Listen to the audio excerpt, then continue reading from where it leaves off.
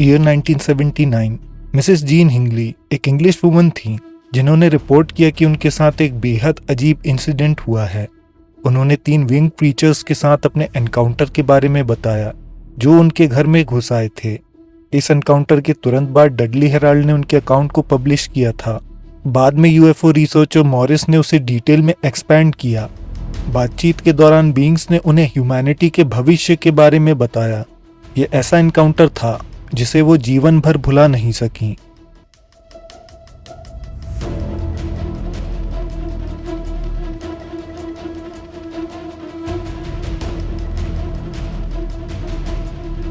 जनवरी 1979 blue stone walk, Birmingham. एक ठंडी और डार्क सुबह थी। सुबह के 7 बजे जीन के हस्बैंड अपने काम के लिए निकले। जीन खुद एक फैक्ट्री में काम करती थी जहां कार के लिए साउंड प्रूफिंग मटेरियल बनाया जाता था। उनके घर के आगे और पीछे गार्डन एरिया था। जीन अपने पेट डॉग के साथ घर के पीछे के हिस्से में खड़ी हुई थी।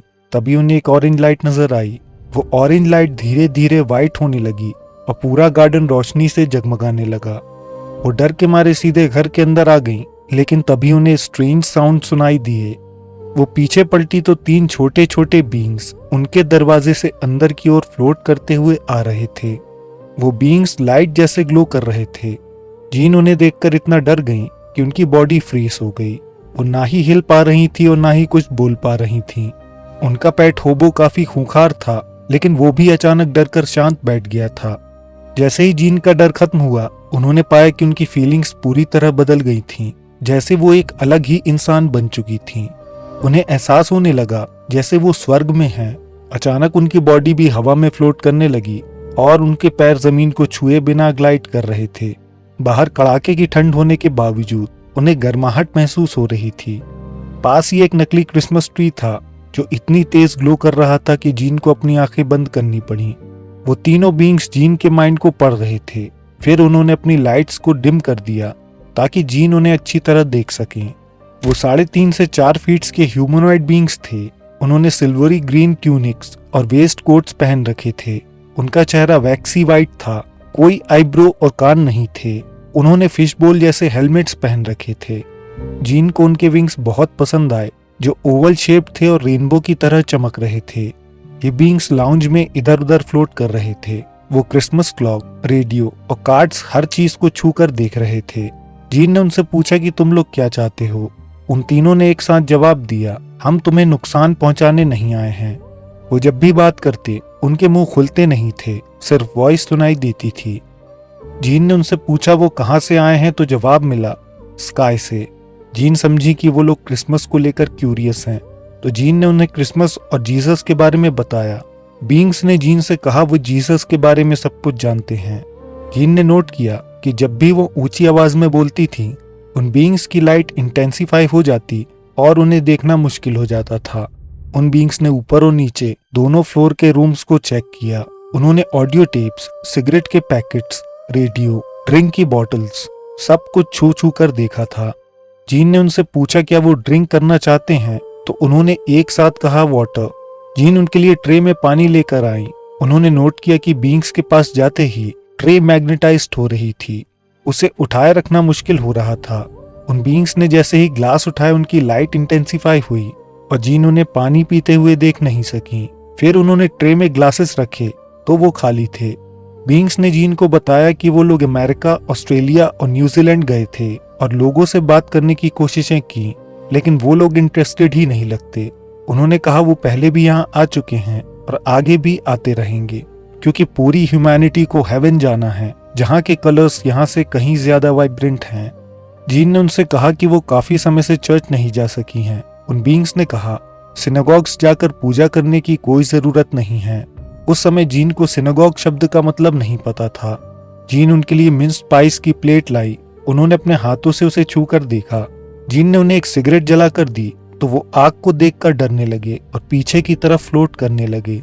जीन ने तुरंत सिगरेट बुझाई और उन्हें वापस बुलाया। फिर जीन उनके पीछे फ्लोट करने लगी।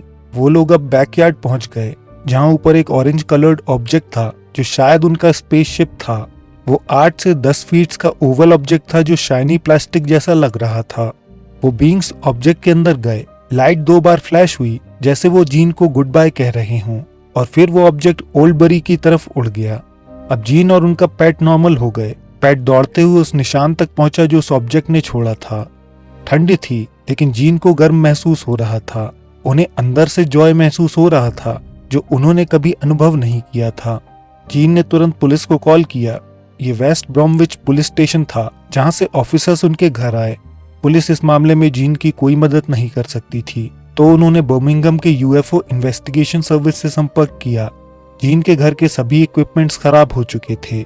यूएफओ रिसर्चर्स ने सॉइल सैंपल्स लिए और ग्राउंड पर बने इंप्रेशंस को मेजर किया। जीन ने अगले 2 हफ्तों कुछ अजीब साइड इफेक्ट्स महसूस किए। 2 हफ्तों तक उनकी आंखें इन्फेक्टेड थीं, उनके जबड़ों में दर्द था और वो बीमार थीं। कुछ दिनों बाद उन्होंने अपने ऑडियो टेप्स चेक किए तो वो भी पूरी तरह खराब हो चुके थे। इस घटना के कुछ दिन बाद एक और अजीब घटना घटी। जीन के रूम में रखा वो क्रिसमस ट्री जिसके साथ वो बींग्स खेल रहे थे, वो अचानक गायब हो गया। कुछ दिनों के बाद वो उनके बैकयार्ड में टुकड़ों में मिला।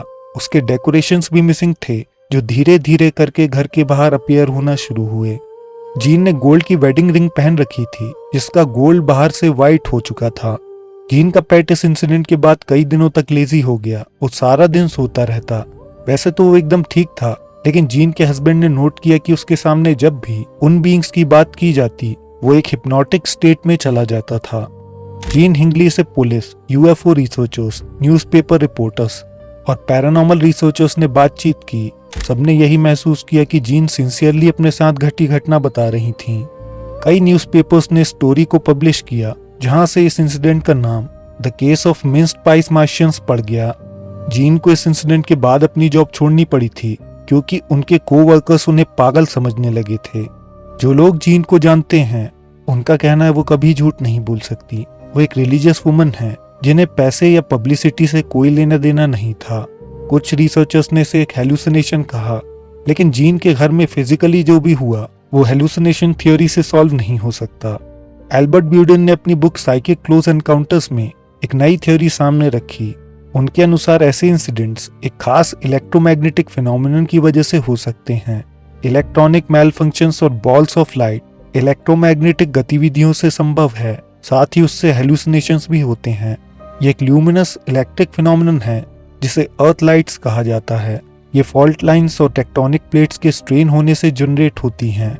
एल्बर्ट ने पॉइंट आउट किया कि जीन के घर के पीछे एक बड़ी क्वारी मौजूद है। वहाँ ढेर सारे मिनरल्स हैं, साथ ही उनके घर के पास एक टावर भी है। उस क्वेरी से बड़े अमाउंट में इलेक्ट्रोमैग्नेटिक एनर्जी निकलती है और टावर के जरिए वो डायरेक्ट हो सकती है। लेकिन ज्यादातर लोगों को ये थ्योरी भी सच नहीं लगी क्योंकि जीन हिंगली के घर के पास बहुत सारे घर हैं, लेकिन ऐसा इंसिडेंट और किसी के साथ कभी नहीं हुआ। यूएफओ रिसर्चर्स का दावा था कि ये एक एलियन इनकाउंटर का केस है जिसमें किसी और दुनिया से बीइंग्स हिंगली से मिलने आए थे। फोल्कलोरिस्ट का मानना था कि ये एलिमेंटल बीइंग्स थे जो अक्सर इस तरह के बर्ताव और अपीयरेंस के लिए जाने जाते हैं। इस इंसिडेंट के 3 साल बाद जीन की मौत हो गई थी। जीन ने नौकरी छोड़ने के बाद सारा समय अपने आसपास के लोगों की भलाई के लिए दिया। उन्होंने कई प्रोटेस्ट भी किए जिससे एनवायरनमेंट को फायदा हुआ। आज के एपिसोड में बस इतना ही। वीडियो पसंद आया हो तो लाइक करें, कमेंट्स में अपनी राय दें। अगर आप चाहें तो हमारे चैनल को सब्सक्राइब करके ऑल नोटिफिकेशंस ऑन कर सकते हैं। हम जल्द आपसे एक नए एपिसोड के साथ मिलेंगे।